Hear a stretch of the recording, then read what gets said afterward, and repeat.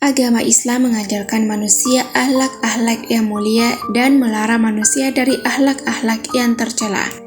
Di antara akhlak mulia dalam Islam adalah Islam mengajarkan adab ketika menguap, yang hendaknya dilakukan ketika menguap. Di antaranya, adab yang diajarkan Islam ketika menguap adalah berusaha menahannya sebisa mungkin, tidak membiarkan mulutnya ternganga dan terbuka ketika menguap. Dari Abu Hurairah radhiyallahu anhu, Nabi SAW bersabda yang artinya, sesungguhnya Allah menyukai bersin dan tidak menyukai tasawuf atau menguap. Jika seseorang bersin, maka ucapkanlah hamdalah dan merupakan hak baginya terhadap setiap muslim yang mendengarnya untuk bertasmid. Adapun menguap itu dari setan, maka hendaknya ia menahannya sebisa mungkin.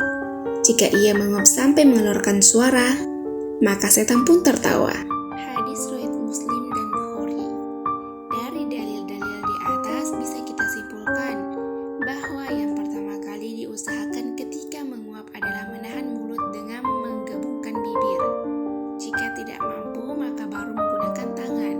Kemudian bersamaan dengan itu, berusaha untuk tidak mengeluarkan suara apapun, baik itu suara ha atau suara apapun itu. Jika menguap, disyariatkan beberapa perkata. Yang pertama, menahan mulut sebisa mungkin, yaitu dengan cara menggabungkan bibir sebisa mungkin. Kedua, jika tidak mampu, maka meletakkan tangan di mulut.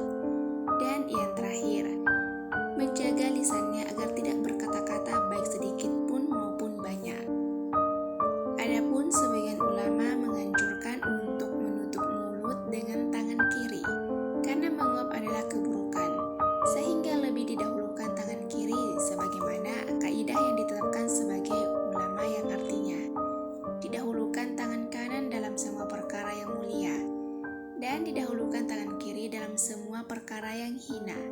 Caranya yaitu dengan meletakkan punggung tangan kiri ke mulut, bukan dengan telapak tangan kiri.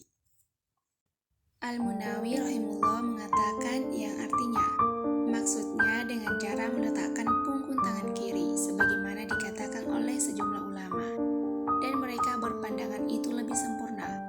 Walaupun pada asalnya yang lebih sesuai sunnah adalah dengan meletakkan tangan kanan, sebagaimana dalam hadis disebutkan, maka letakkanlah tangannya.